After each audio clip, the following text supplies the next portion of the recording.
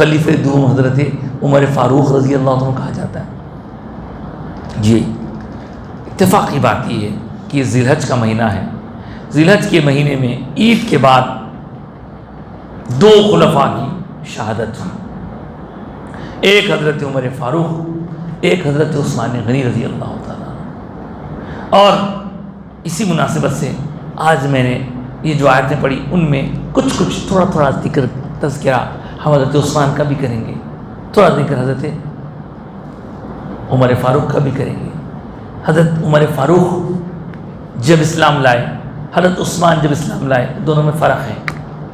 حالانکہ مرتبہ خلافت کے اعتبار سے حضرت عمر کا بڑا ہو گیا بعد میں، لیکن آپ یہ جان کے حیرت میں پڑ جائیں گے کہ حضرت عثمان کہہ رہے ہیں کہ میرے اسلام لانے سے 4 کا فگر پورا ہوا، اور حضرت عمر فاروق رضی اللہ تعالیٰ عنہ جب اسلام لانے کے ارادے سے تو نہیں بلکہ اسلام کو مٹانے کے ارادے سے نکلے تھے.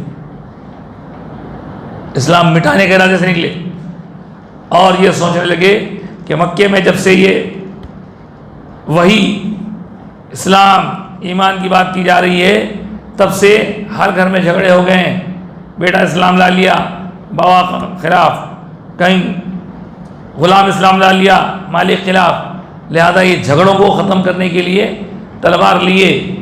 عمر ابن خطاب تلوار لیے، بولے آج یہ جھگڑا ختم ہی کر دیں گے، یہ قصہ ختم ہی کر دیں گے. کیوں؟ تو کسی نے کہہ دیا تھا کہ دیکھو ابھی لوگ بڑھتے اتنے بڑھ گئے ہیں، 39 ہو گئے. بولے 39 کو اردو میں کیا بولتے ہیں؟ 39، 40 کو 1 کم. تو انہوں نے اس وقت کہا 39 ہو گئے ہیں، 39 ہو گئے. اب میں 40واں تو نہیں ہونے دوں گا. بولے 40واں مسلمان نہیں ہونے دوں گا. 40واں مسلمان ہونے سے پہلے قصہ ختم کر دوں گا. تلوار لے کے نکلے، حضور کی طرف بڑھ رہے تھے. ارادہ تھا تلوار لیے ہوئے معاذ اللہ شہید کر دیں گے. راستے میں ایک صاحب ملے، مل کے پوچھے اے عمر کہاں کے ارادے ہیں؟ تلوار ننگی.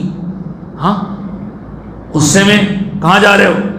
کہنے لگے کہ وہی جس کی وجہ سے پورا مکہ آج ایک عجیب ماحول سے گزر رہا ہے، میں اسی مسئلے کو ہمیشہ کے لیے ختم کرنے چاہ رہا ہوں. بات دوں گے.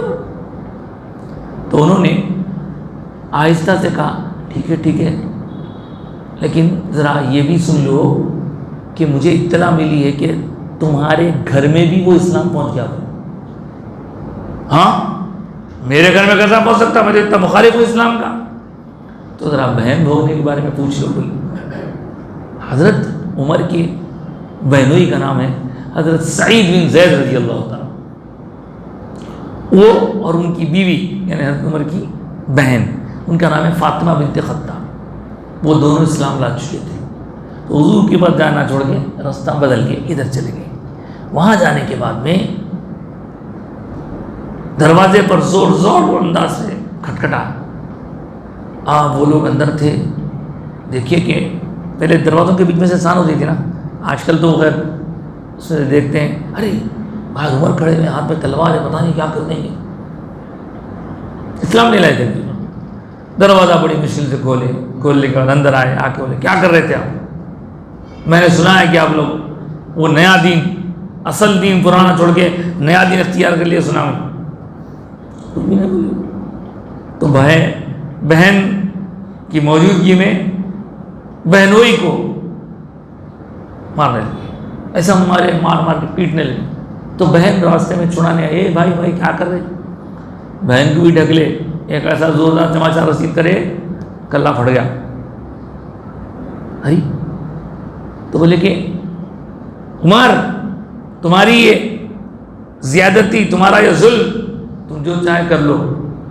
تم ہمارے جسم پر مار سکتے ہو، ہماری جان بھی لے سکتے ہو، لیکن یاد رکھو جو چیز ہمارے دل میں اتر گئی ہے اس کا نکلنا ناممکن ہے. اسلام کے اوپر کتنا مضبوط ان کا سٹینڈ ہے، کیسی استقامت ہے.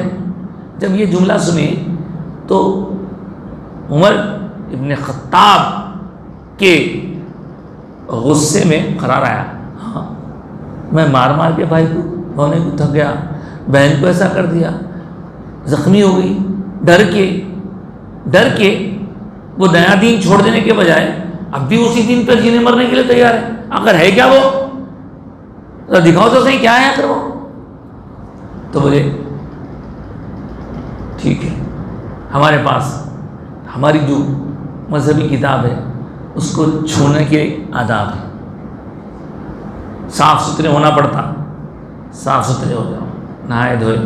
اس کے بعد قرآن ایسی شکل میں تو نہیں تھا، چند آیات جس کی کتابت ہڈیوں پر، پتوں پر، پتھروں پر کی جاتی تھی، کاغذ تو نہیں بنا، اس وقت وہاں کاغذ نہیں پہنچا تھا۔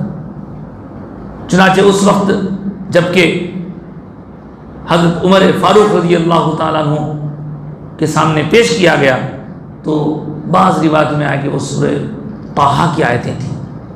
اس وقت جب سورہ طٰہٰ پڑھے حضرت عمر فاروق تو بولے یہ کس کا کلام ہے؟ ایسا کلام تو آج تک نہیں سنا۔ اور ان کی آنکھوں سے آنسو رواں ہونے لگے، اثر ہونے لگا قرآن کا۔ پھر وہاں سے اٹھے، تلوار تو گھر سے لے کے نکلے تھے، رنگی تلوار ہی ہاتھ میں لے کے چل پڑے۔ پوچھا کہاں ہے محمد صلی اللہ علیہ وسلم؟ بتایا گیا کہ وہ فلاں مقام پہ ہے۔ اب چلے ادھر دیکھتے ہیں تو سب لوگ حیران ہیں، اطلاع مل گئی۔ عمر، ان کو کیا معلوم حضرت عمر کے بارے میں؟ وہ تو سمجھ رہے ہیں کہ کل تک جیسی مخالفت تھی، ننگی تلوار لیے آ رہے ہیں یہاں پہ، کیا کرتے کہ کیا نہیں، کیا ان کا ارادہ نہیں معلوم۔ تو سرکار اقدس صلی اللہ علیہ وسلم کے پاس حضور کے چاچا حضرت امیر حمزہ رضی اللہ تعالیٰ تھے، وہ کہنے لگے کہ دروازہ بند مت کرو، کھلا رکھو۔ وہ بھی بہت بہادر تھے، کہنے لگے کہ اگر وہ اچھی نیت سے آ رہے ہیں تو ٹھیک ہے، نہیں تو میں انہی کی تلوار سے انہی کا سر قلم کر دوں گا۔ دونوں مارتے ہوتے بہرحال آئے، آ کے اندر رکے حضور کے دربار میں۔ اب تک جو مخالفتیں ہوئی تھیں ان مخالفتوں کی ذہن میں تصویر آ رہی ہے، اب تک میں مخالفت کرتا تھا، اب کیا کروں؟ تو حضور نے قریب جا کے ان کے جبے کو ہلا کے کہا اے عمر، ابھی وقت نہیں آیا اسلام لانے کا؟ تو حضرت عمر نے اسی وقت کلمہ پڑھا اور کلمہ پڑھ کے مسلمان ہو گئے۔ آپ کو میں بتانا چاہتا ہوں کہ گھر سے نکلے تھے، 39 ہو گئے، اب 40 ہونے نہیں دوں گا۔ ادھر ان کا ارادہ وہ ہے، ادھر اللہ فرما رہا ہے اچھا آؤ آؤ، آپ کچھ 40 بنانے والے ہیں، بولے آپ ہی 40 بننے والے ہیں، آئیے۔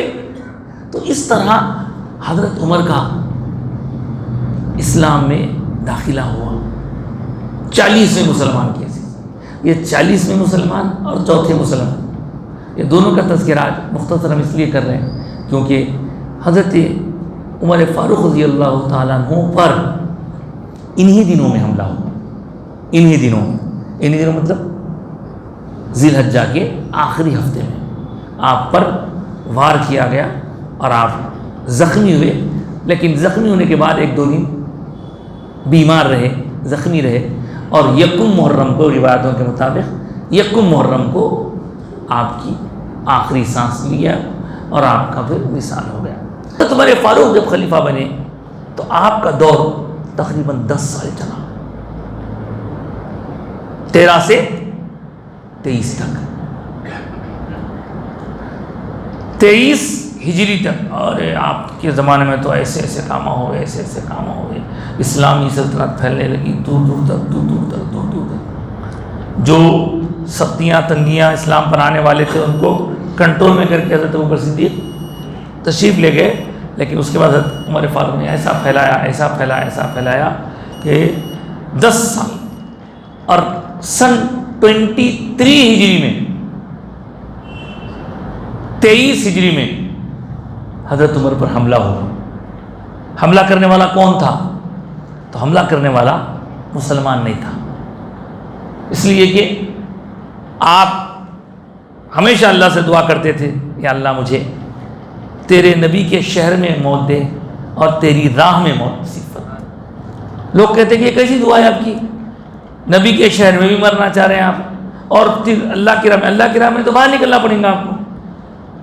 مگر اللہ نے انتظام کیا، اور ایک مجوسی غلام تھا، مجوسی بولے تو آگ کی پوجا کرنے والا، اس کا نام تھا ابو لؤلؤ فیروز۔ اس کو حضرت عمر سے کچھ دشمنی ہو گئی، ایک فیصلہ آپ نے کیا تھا، اس پر دشمنی ہو گئی تھی، تو اس دشمنی کو نکالنے کے لیے اس نے چاقو کو بہت دن تک، پہلے دراصل وہ تلوار والا بنایا کرتا تھا، زہر میں رکھا، بجایا۔ اس کے بعد حضرت عمر نماز کے لیے ٹھہرے، فجر کی نماز میں عین صف میں سے وہ آگے بڑھ کے آپ پر حملہ کیا، اور آپ شدید زخمی ہو گئے۔ یہ 23 ہجری کا واقعہ ہے۔ آپ کی نماز میں اس طرح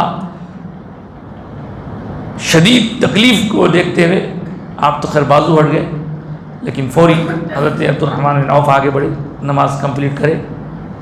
اس کو پکڑنے کی کوشش کی گئی، اور جب حضرت عمر کو تھوڑا سا ہوش آیا تو آپ نے پوچھا کہ کون ہے مارنے والا؟ تو کہا کہ ابو لؤلؤ فیروز ہے، پکڑ لیا اس کو لوگ۔ لیکن جب آپ نے سنا ابو لؤلؤ فیروز ہے تو آپ کی زبان سے نکلا الحمدللہ۔ تو پوچھا گیا آپ الحمدللہ کیوں کہہ رہے ہیں، یہ کون سا شکر کا موقع ہے؟ تو آپ فرمانے لگے کہ مجھے اللہ کا شکر اس لیے ادا کرنا دل کہہ رہا ہے کیونکہ کوئی مسلمان میرے سے ناراض نہیں ہے، میرے سے مسلمان ناراض نہیں ہیں۔ اللہ اکبر۔ حضرت عمر فاروق بیمار رہے، وصیتاں کراتے رہے۔ اس کے بعد آپ کا جب وصال ہوا تو محرم کی پہلی تاریخ 24 ہجری تھی۔